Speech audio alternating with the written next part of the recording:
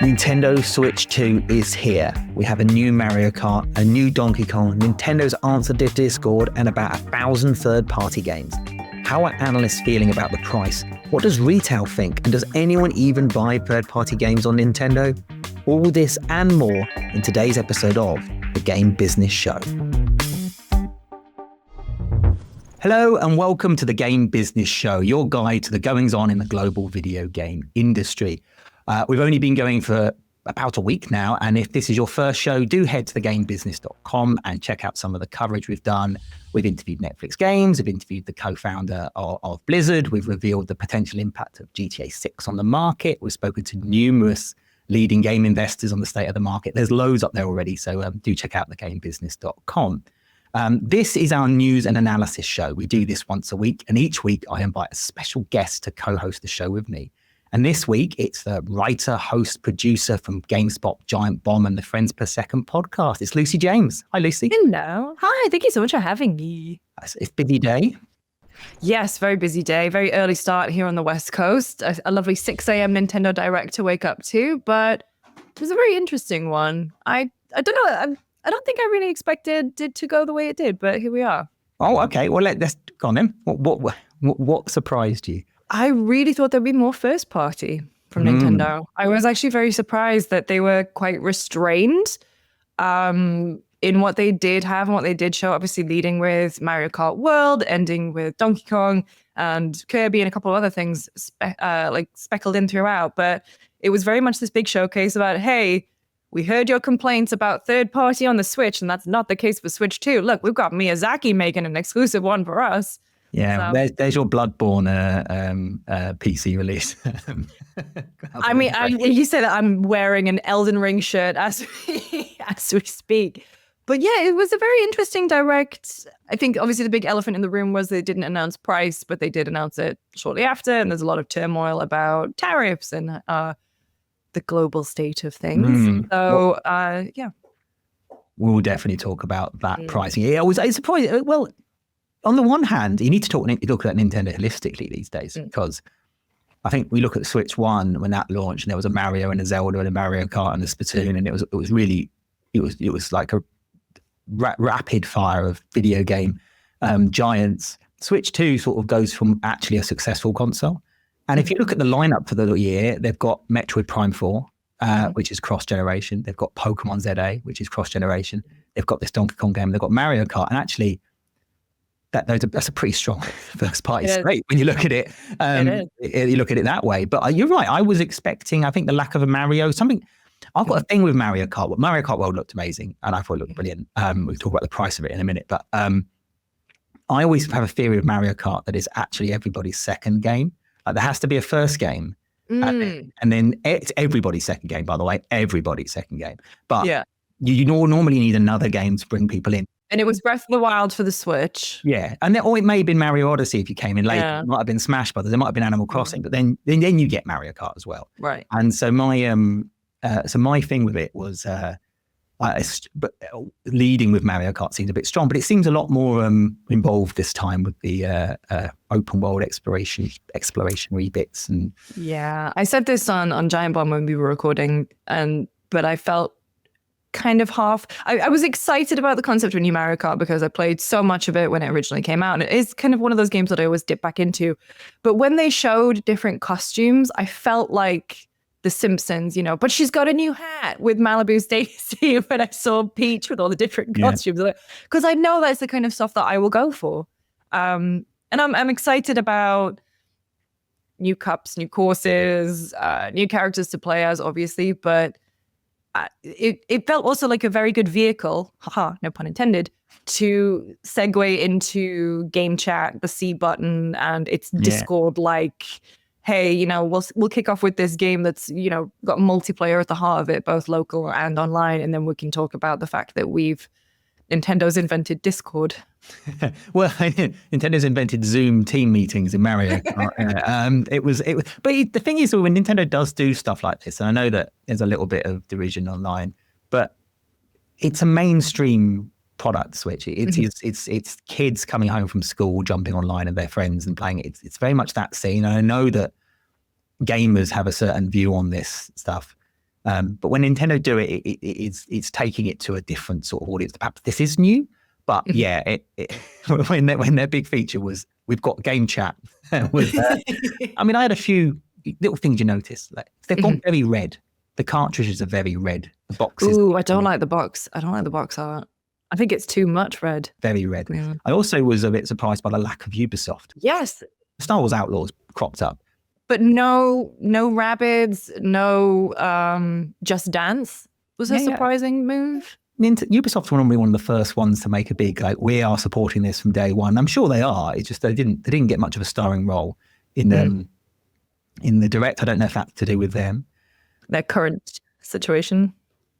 Yeah. Bigger fish to fry, I guess, making sure that Assassins gets out the door and that the stuff with Tencent gets squared away. But yeah, I agree. It was very surprising not to see more Ubisoft support. EA was there in full force. Yeah. Take-Two had like 5 games. Yeah. Here's the thing. Actually, the one that I was most impressed, one thing that I think from a business angle talks a lot about where Nintendo is today versus where they are in 2017 is the fact that they launched their big game outside of Mario Kart was Donkey Kong. And we talk about the Switch 1 success by how many units of game consoles it sold. So they're on 150 million now. They're probably going to become the biggest Nintendo console of all time. But actually, what is a real indicator of how big Nintendo has got is how big their brands have become. So Mario is bigger today than it was, 8 years ago, much bigger. Zelda Breath of the Wild has sold, I think it's now 3 times as many units, might even been 4 actually, as the previous best-selling Zelda game before this generation, which was Twilight Princess. That franchise has tripled in size. Luigi's Mansion's tripled in size. Animal Crossing's doubled in size. Mario Kart's doubled in size. Like as a franchises have got bigger, Nintendo have taken them into movies. They've taken them into theme parks. In fact, Nintendo's slate last year, we talk about it being a quiet release slate back in 2024 for Nintendo, with Echoes of Wisdom being probably the biggest game they released, the Zelda game. But actually, they also released a museum and an alarm clock and an expansion to a theme park. And that is what they are today. They are they are a games company, but they are an entertainment business. They are a new Disney. And when you start looking at the games that haven't yet grown, like every franchise grew, Pikmin grew, Fire Emblem grew, Kirby grew. But when you look at the brands that actually Nintendo have still got to develop, Metroid, to a smaller extent, not the biggest brand in the world, but Metroid Dread did okay, did pretty good actually, but didn't radically change that series. So there's Metroid Prime 4, might be a big bet for them. But actually, Donkey Kong, there wasn't a original Donkey Kong game on the last generation of the Switch 1 generation, the current generation. Yeah. This is a big new Donkey Kong game. They've actually expanded their theme park with a Donkey Kong theme park expansion. Donkey Kong had a major role in the Mario movie. He's getting a movie. Yeah, so they are growing that IP, and this is the game. Normally we see it the other way around. Normally we see the game come first, and they develop the IP. Here they are. They've been growing Donkey Kong as a character over the multiple entertainment properties, I guess. And now that this is the gameplay, and that's sort of what Nintendo's about. That's why I felt launching Donkey Kong Bonanza is interesting. But where was a 3D Mario? Everyone was thinking, we're all expecting it, and it was missing.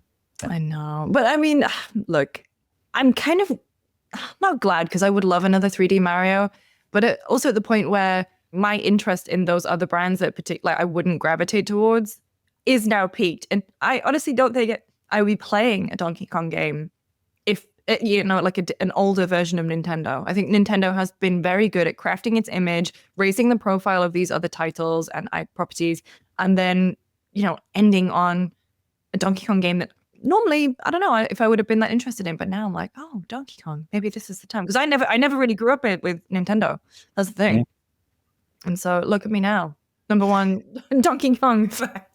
Well, yeah, and it's a different Donkey Kong. It's the first redesign they've had since Rare got their hands on the franchise back in 1994, which is so it's a relaunch for that character. So I think that was quite an interesting thing from a business angle in terms of what Nintendo are doing.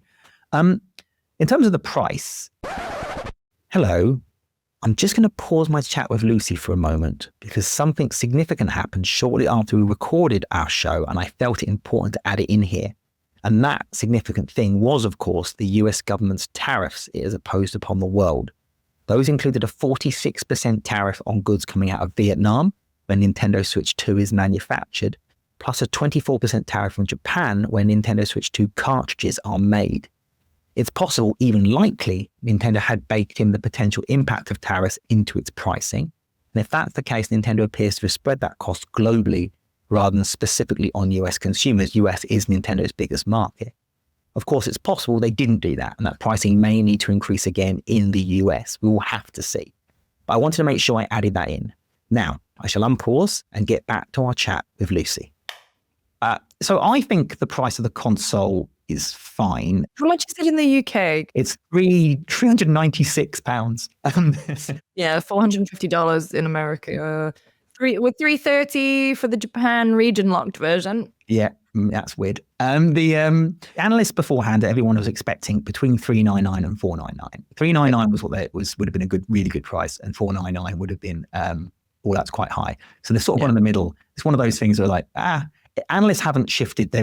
Ampere still expects 13 million units sold in 2025. Circana still expects 4.3 million units sold in the US this year. That remains the same. I actually emailed Michael Pachter. You'll love this, Lucy. So I emailed Michael Pachter. Every analyst I emailed came back with this long sort of Q&As and deep insight into how they see the Switch market. Michael Pachter replied with this, 18 million in 12 months. That was it. And I said, full stop, done. I emailed him afterwards and said, are you anything changed now with the price? He went, no. Wow. So it's, he thinks this, they think it's fine.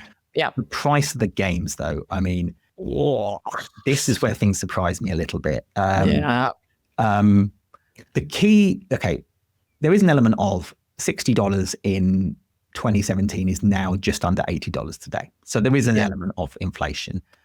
It's still, though, whether or not it's justifiable from a pure numbers point of view, business point of view, that doesn't stop it from being a little bit hard to swallow, where people's money is so tight and things are so difficult. The thing that surprises me the most, actually, is the fact that Nintendo have gone cheaper with the digital games over the physical games. In the past, publishers and platform holders have been fearful of doing this because they don't want to lose shelf space at retailers. Retailers would be less likely to support a game that was cheaper to download than it is to buy in a box. But here Nintendo have gone out of it right from the start. And this is actually a real opportunity for Nintendo Digital. If you look at sales of new games on Nintendo Switch, across Europe, 80% of game sales on Nintendo Switch for new launches, 80% of them are physical. Well, so that's obviously games that are released digital and physically. Digital is one of the driving forces behind the revenue growth for the games companies over the last decade. And Nintendo have still got loads and loads of room to grow here. And obviously, I'm talking about digital download sales, but you can also DLC and microtransactions are part of that. So encouraging users to, whether they're doing that for this reason or not, if it does encourage users to download more over buying physical, it's a potential win for Nintendo, even if they don't sell as many Switch 2 consoles as they sold Switch 1 consoles. Also, the physical games market's had a really tough time, and there are fewer and fewer retailers selling games. Some retailers only sell Nintendo games these days. And Funko Pops. And Funko Pops. Funko Pops and Nintendo games, basically, is what it is. Lego sometimes. So there's probably a need for Nintendo to try and convert users from physical to digital purely to protect themselves from fading retail base. But I was taken aback by it, and there's some understandably angry comments I see on social media around that pricing. But this is Nintendo. I don't know how much the alarm clock was in the US, but that was not a cheap alarm clock. Alarmo. Yeah. It's also, if you look into the pricing for Switch 2, is what the upgrade paths and everything for things like Zelda that's going to have more expanded features and Switch 2, and putting a price on that is also rubbing people up the wrong way. When it comes to buying Switch games, though, I mean, both physical and digital, I don't think any other company holds their value like Nintendo. No. Like, it is so rare to see Nintendo games on sale digitally or physically. Even go to CEX or another secondhand retailer, they are always much, much higher than Xbox or PlayStation. And so I think that's kind of also makes it a harder pill to swallow when you're like, well, you've kind of been selling mostly full price for all this time. Last time Nintendo charged something that consumers went, this is too expensive, was the 3DS, and Nintendo reacted to that immediately. So if consumers don't swallow it, I mean, and the prices aren't the same.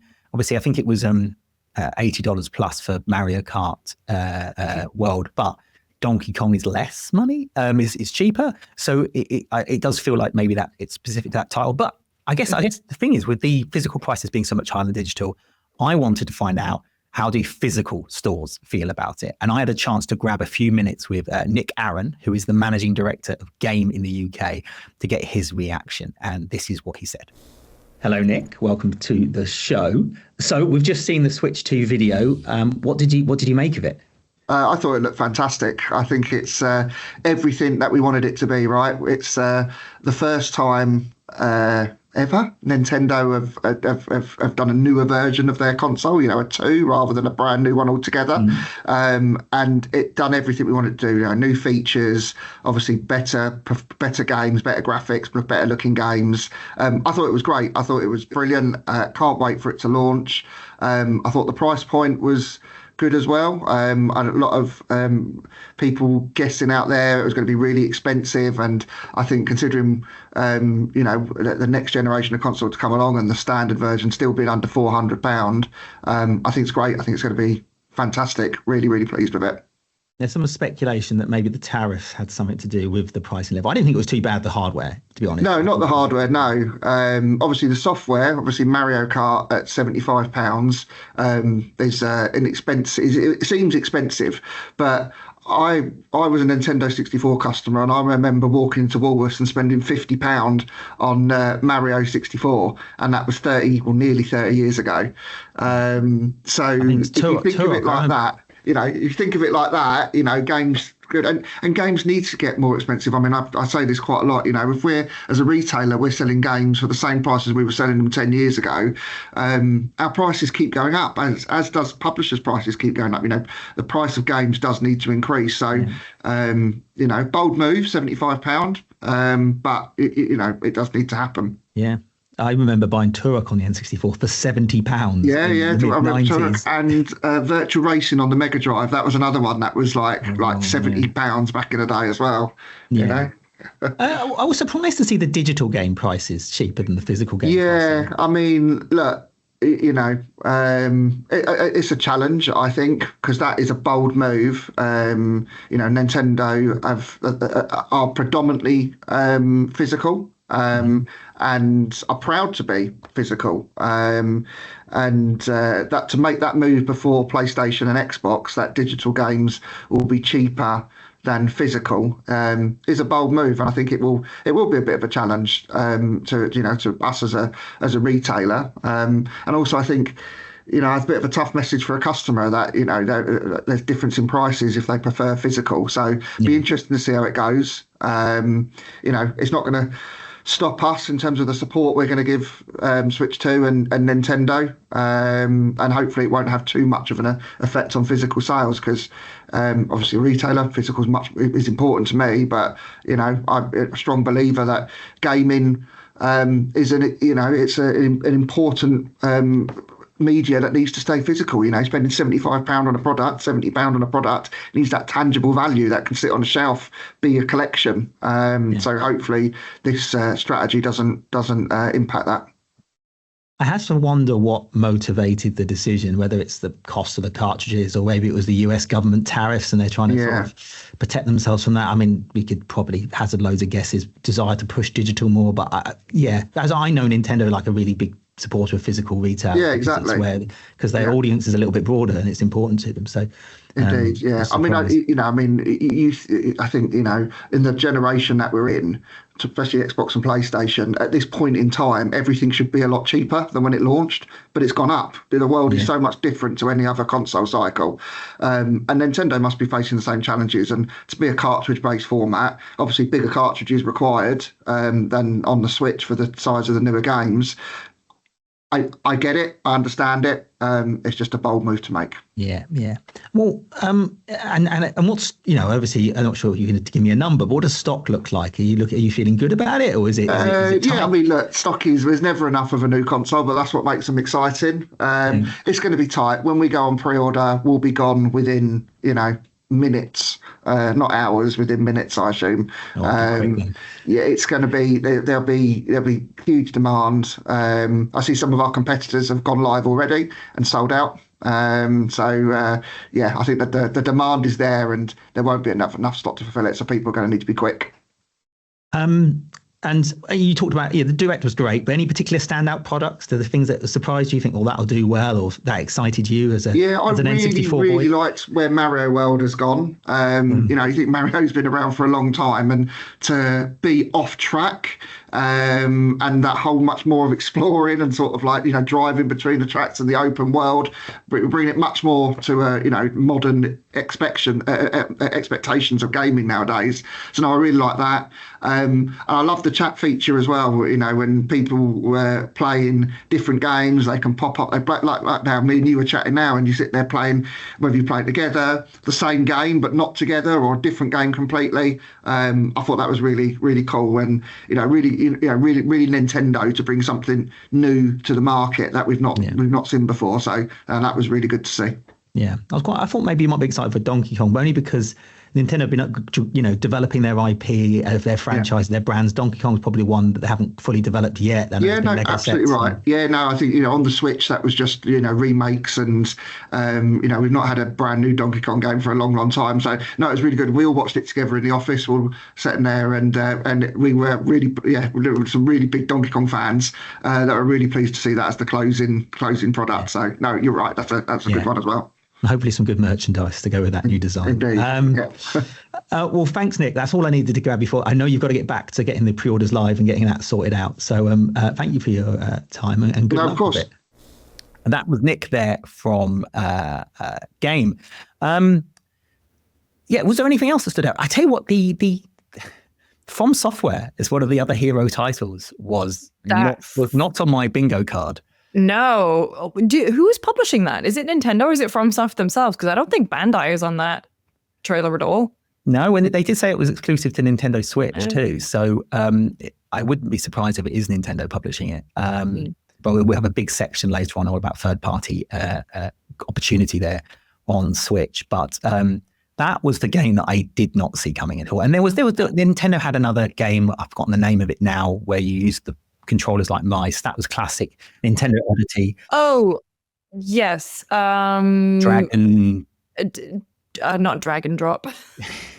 Dragon Drive. Yeah, that's it. It feels like this generation's ARMS. Beats Rocket League. I've got the Smash Brothers director's name. Sakurai? Yeah, when Sakurai said, I want to make a new Kirby Air Riders game, I'm sure Nintendo went, can you not? Can you do us another Smash? And he's like, no. I made a whole video series on YouTube about that. No. But he can do what he wants. That's certainly interesting. As I say, Nintendo, there's a lot of conversation around will Switch 1, Switch 2 do better than Switch 1? We've been asking developers, almost everyone we've spoken to, we've had this fun question at the end of our interviews where we ask a bunch of fun questions, and one of them is, will Switch 2 outsell Switch 1? And the answers are almost all no. Yeah. And there's good reasons for people to be skeptical about that. Switch 1 sold, obviously, huge amounts of consoles, but there's a few advantages Switch 1 has that Switch 2 won't have. One of those advantages is the pandemic, which feels weird to say. Yeah, you could not escape Animal Crossing. Yeah, what landed at it was a generational shift for PlayStation and Xbox. They were going from one console to the other. So then they weren't really in a position to capitalize on that. Nintendo did. I think they sold over 30 million consoles. Massive. And peripherals for them too, because Ring Fit came out at the end, was it end of 2019? Yeah. And then in the pandemic, no one could go to the gym anymore, and Ring Fit became extremely hard to find for months. It was a massive year for Nintendo, and that accelerated sales for them for 2 solid years. It was a real big driver for them. The Animal Crossing you mentioned, it was just real big. The other one is that because their previous console failed, because the Wii U was a failure, they had this bank of games that not many people had played. They could dust off, spruce up, and release like a AAA title, like Mario 3D World plus Bowser's Fury was a big hit. Mario Kart 8 obviously was that game, and Breath of the Wild was a Wii U title. There's so many of the big hits on Switch were titles from the previous generation they were able to dust off. They don't really have that privilege anymore. They don't have a huge bank of old games. I mean, Nintendo will always re-release old games and spruce them up. That's part of their MO, but they don't have it. They don't have an easy, a Mario game sitting in their back pocket that nobody played. So they won't have that advantage either. So I think there's a lot of expectation. This might be a tougher generation for them. They're leaning increasingly on third parties. They are working with third parties on original games as well as games based on their IP as well. I know that. They've also got to try and manage the fact they've got a lot of active Switch 1 players and convert those across. So there's people that expect Switch 2 to do as well as Switch 1. I think that is obviously 8 years is a long time, a generation's a long time, so anything can happen. Where I'm optimistic about Nintendo though is the fact their digital growth is so low. They've got financial opportunities there, commercial opportunities there, and it is in those movies. You know, we already know one of their big releases next year is a Mario movie. The year later, it's a Zelda movie. That's what the company's heading towards. Really, what Switch 2 needs to do is continue Nintendo's ability to develop its brands. It's a really corporate thing to say. No, but you are completely right. You know, people do form attachments to the box, but really, you know, they form attachment to the characters, and they're going to associate, hey, Mario, Zelda, Donkey Kong, Bowser, whoever, with the box, and that just, you know, rising tide, all ships, etc. Let's talk about the third party thing, because that was it was just absolute onslaught of third party games. Can we start with how little screen time Hollow Knight Silksong got? A game that's kind of becoming a meme in the way that it just, you know, it was supposed to be out. When was it? It was in a Summer Game Fest showcase that Xbox put on, and they said all of these games will be coming out in the next 12 months. The 12 months came and went, and then I think we had another year on top of that, and there have been rumblings, and then, it just quietly pops up for a few 5-10 seconds, and then goodbye. Definitely 2025 still. I was surprised by a lot of what I saw. It was quite adult stuff. Yes. I think this is like hardcore gamer stuff. And not just the From Software game, but obviously Elden Ring was there. Cyberpunk was there. The one that surprised me most, because Nintendo's doing a tie-in, is Hitman World of Assassination. Incredible game. One of my favorite games, I think, of all time.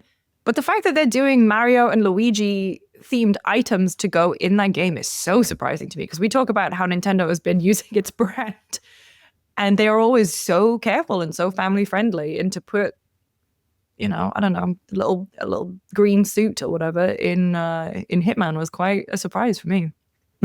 Yes, I'd argue that's even more surprising than when they gave them guns in Mario and Rabbids.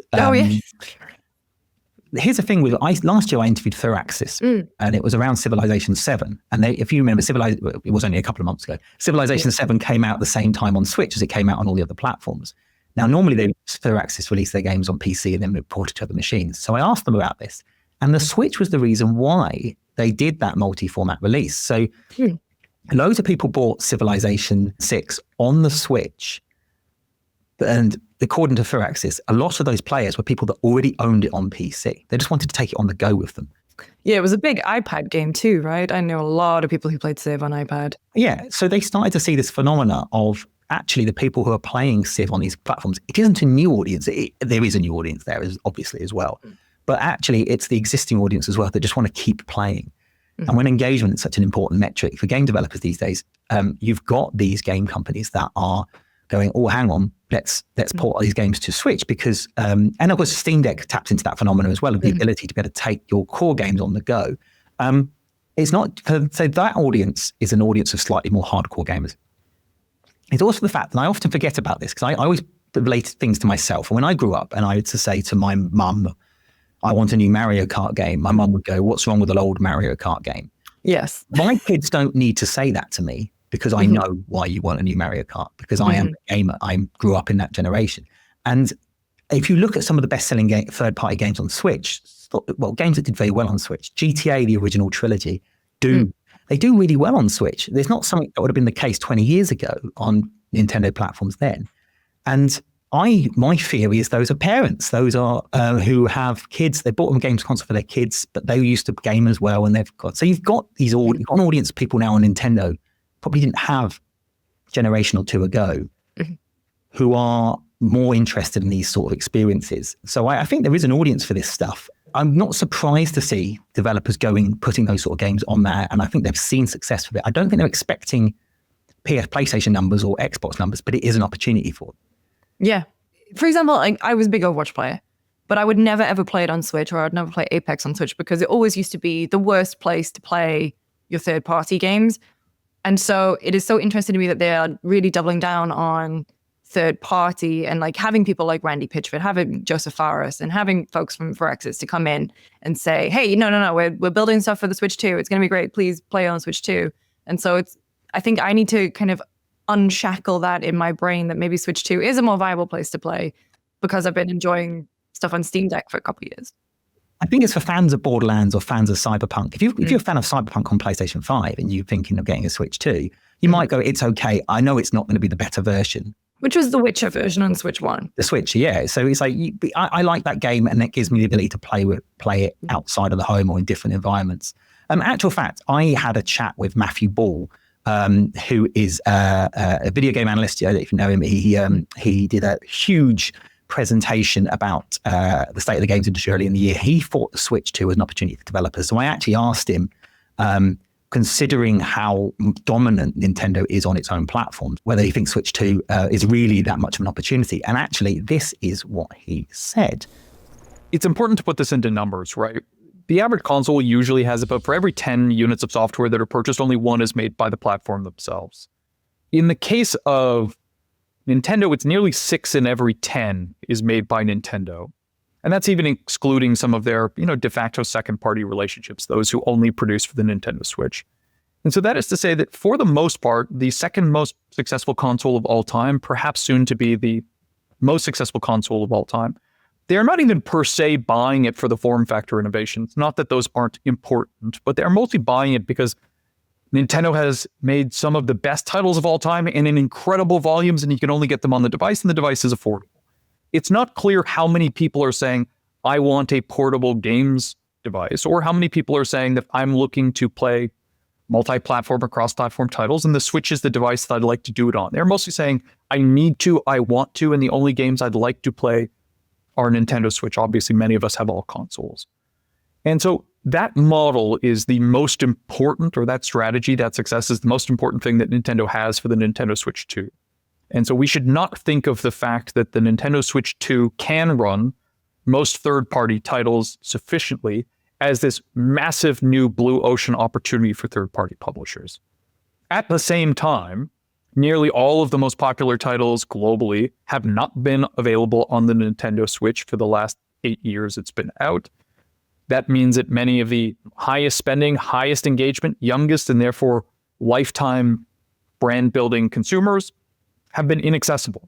And so that's definitely a meaningful increase opportunity for third-party publishers. And yet at the same time, it's going to be available to all of them. So it's now going to be a new hotly contested platform, as opposed to, potentially 100 million customers you couldn't reach before, but now can.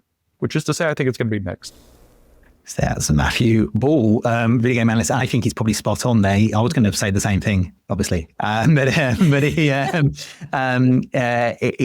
Switch, no one's looking at the Switch 2 from a third-party perspective thinking this is going to deliver us huge growth. But there is an audience there that they haven't reached. It is an opportunity for them. Matthew Ball is right about the dominance of Nintendo games on Nintendo Switch, but actually things have started to shift a little bit in that area. So I delved into Nintendo's financials on this. And yes, look, if you take the UK, for instance, nearly 60% of all games sold on Nintendo Switch were published by Nintendo, and 9 of the top 10 best-selling Switch games of all time are Nintendo games. The only outlier is Minecraft. That's Nielsen IQ GfK entertainment data. And Nintendo's own data also shows the number of million-selling titles published on Switch in a given year. So in the 2020 financial year, there were 27 million-selling Switch titles, and Nintendo was responsible for 18 of them. Even in the current financial year, for the year ending December 2024, there have been the 9 months ending December 2024, there have been 19 million sellers, and 12 of them were Nintendo games. So Nintendo is dominant on this platform in a way that PlayStation isn't on its own. However, if you look at the more recent years, Nintendo has been sharing some data around sales of box games plus digital versions of box games. So digital-only games are not included in this data. And in the 2018 financial year, which is the first full year of the Nintendo Switch, Nintendo published titles accounted for over 65% of all games sold on that platform. So in the first year, Nintendo dominant, third parties only accounted for 35% of sales. fast forward to 2021, and actually third-party games started to overtake Nintendo games. 2021, 2022, 2023, and 2024, third-party games have accounted for between 52 to 53% of games sold on Nintendo Switch. Again, that doesn't include digital-only releases. I thought, well, what about digital-only releases? What about the digital space in particular? By the way, it does include download versions of big box games, but digitally, I went to Ampere, and Ampere conducted some analysis of the eShop. And here we can see third-party games competing really closely with Nintendo's own games. My assumption on this is because third-party games are discounted more heavily on Nintendo eShop than Nintendo's own games. But the firm tracked how many top 10 appearances games have had on the US eShop between January 2023 and March 2025, or the end of March 2025. And the number one game was actually a third-party title. It was Minecraft. It had the most top 10 chart appearances. And the top 10, exactly half of the top 10 are third-party games. The other four being Stardew Valley, Among Us, Overcooked, and Hogwarts Legacy. And if you go further down the list, Just Dance is in there. That's had 24 weeks in the top 10. FIFA 23 spent 14 weeks. There's loads of data on this. If you want to go on the gamebusiness.com, I sort of share a lot of it. There's a bit of graphs on it. So yes, look, Nintendo having even 40% of this market on their own console means that the opportunity is less on Switch than it is on PlayStation, Xbox. But this idea that third-party games can't succeed on Nintendo platforms is actually, over the last few years, started to really change. The games like Hogwarts Legacy and the Lego games and Just Dance, they've all done really well, but even some of the hardcore games are starting to do really well. So there is opportunity on Switch. You can see why developers are excited. I did a lot of talking there. I got excited by data, Lucy. That is what I do. I love it. I love it when you get excited about data. No, I mean, that's the thing. It's just, I suppose as a hardcore gamer, my perception is that Switch is the one place where I don't want to play third party. I want to play it all bells and whistles on my PC, for example. However, I cannot understate how great the convenience is, especially when traveling or, watching something on the TV and I have my second screen and I have my Switch or I have something else going on. And I think that is wonderful. I think one issue there's, though, discoverability in the eShop. Yeah.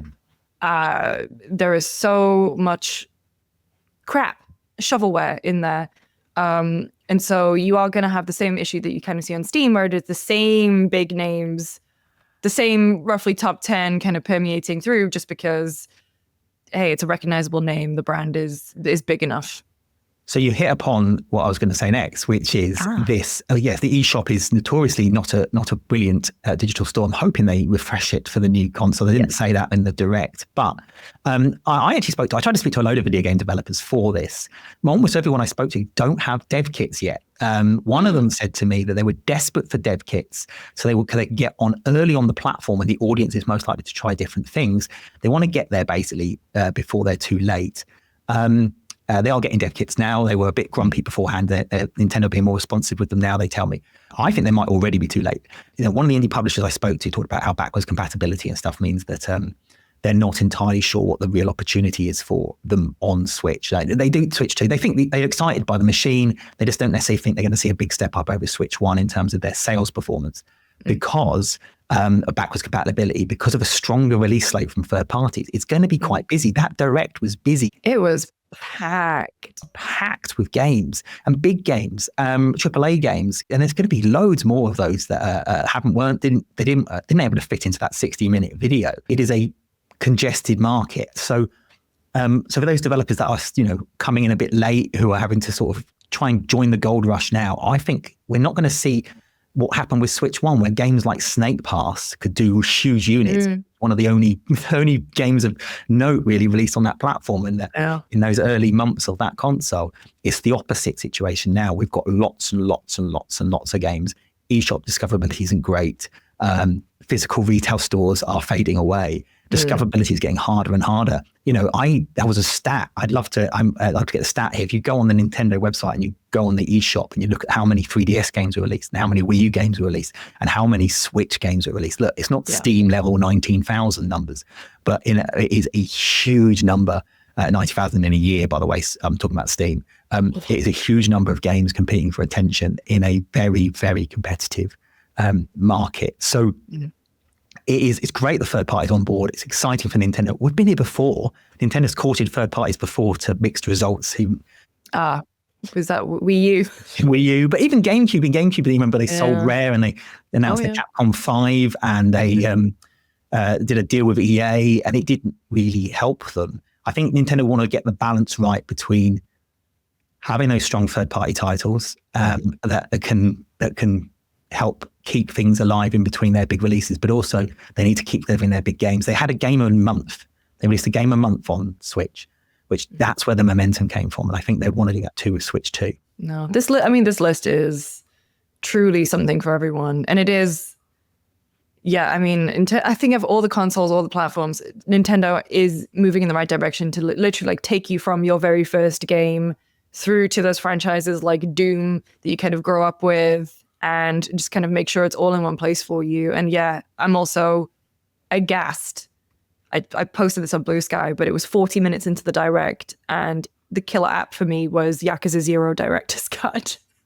Because getting new content for Yakuza 0 at this point is crazy to me, but I am so excited about it. And genuinely, I was like, oh, is that the thing that's going to make me get a Switch 2? I think it might be. I really struggle with, because I was really excited by that Direct. I really excited, partly because they got GameCube games on it. I love Donkey Kong. It's one of my favorite franchises. And I sometimes have this business brain that tells me, no, it was missing this. The prices are too high. I'm a bit worried about that. And then I have the fan brain, which is like, it's brilliant. It's amazing. And I sometimes get it wrong. I went to the Switch 1 reveal and I loved it. And then I came out and I wrote a piece that suggested that I think it was going to fail. And because I was looking at the state of the market, I was looking at the performance of the handheld market. I was looking at the specs of the console, the price of everything, the fact that only Zelda at launch, and Zelda's big, but it's not that big. Well, if it was the Hammersmith event, I was there too. And I remember Zelda running terribly. And I remember coming out of that feeling quite, this is what they're hedging all their bets on. I don't know if you were in that pub, actually. It was me, it was Andy Robinson, as CVG at the time. I was at Playtonic at the time, and there was a load of analysts and everyone PRs, and we were all writing it off whilst also simultaneously pre-ordering it. And it was this, and I thought it was and I kind of feel the same now. Like I'm looking at that pricing. I'm looking at the lack of a killer Nintendo game outside of Mario Kart. Maybe Donkey Kong is that. I don't know. I'm looking at the fact this console doesn't really do that much new when there's a C button and magnets and a mouse. Yeah. 4K? 120 frames per second on a Nintendo device. That's actually, you know what? I did manage to get hold of a developer to talk to me about the Switch 2. They were, a lot of them were nervous to talk about it, but I managed to talk to Virtuos. Now, Virtuos, you probably haven't heard of them. They are they're known for co-development and porting, and some of the games they worked on Switch, some of them worked really well and some of them didn't. XCOM, The Outer Worlds, Dying Light, Nier Automata, Dark Souls Remastered, the Bioshock Collection, LA Noire. There's actually quite a long list. Anyway, I spoke to Virtuos' Ryo Nakagawa, I hope I got that right, who gave me his take on the Switch, his experiences with the Switch 2, and whether or not he thinks actually it might be easier or harder to port games to Switch 2 than it was to Switch 1. Here's what he said. I believe there is two aspects. One strong point is the Switch 2 is stronger platform than Switch 1. We can apply less optimization for the performance and then loading time. We usually spend a huge time of the optimization for add contents, reducing triangles or polygons, or from the engineering, the coding. But this workload could be less for Switch 2. But same time, there is a risk or challenges, I would say, because the Switch 2, they're going to enhance the mode play, online mode. I think we should apply more technical challenges, and then also, QA testing. We should have a more heavy QA testing to make sure the functionality works properly. And then also, so the middleware, Switch 2 doesn't support yet, I believe. So we need to resolve some of the area that's supposed to have the middleware covers, but we need to resolve it by ourselves. So this could be extra workload. I would anticipate. Yeah, and then maybe third point is it's good, but I think architecture for the between Switch 1 and 2 could be a bit similarity that they should have it. So I think the engineers, we have a lot of adaptation experience for the Switch 1 in the past, so we can utilize those experience and then skill or knowledges for the porting this time, I believe. But Switch 2 is not mature yet platform, so we never knows how much potential challenges we will have it. Yeah.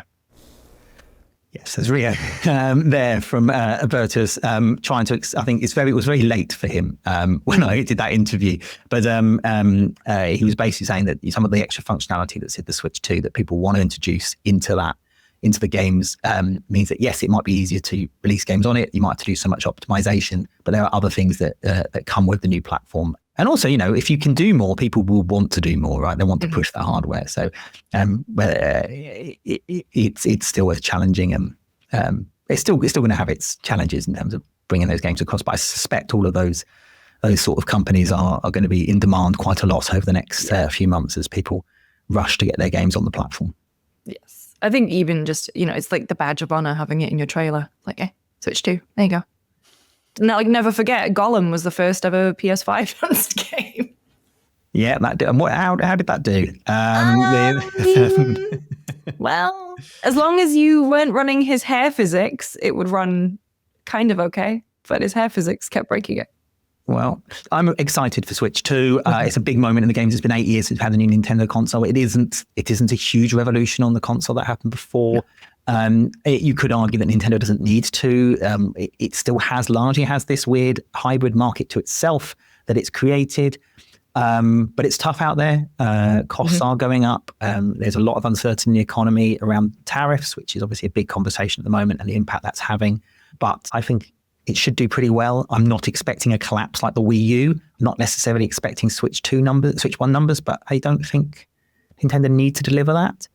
The key will be in the games. As always, can they ignite people? Can they excite people? And that is that's to be seen. Yeah, I agree. I was a little bit more ambivalent about the Switch 2 until this morning's Direct, just because, it is the games. I couldn't care less about what the box looks like under my TV, except for the PS5, which I still think is bizarre looking. But, I'm not connected to a piece of hardware. I'm connected to the games and the experiences that I am going to experience through it.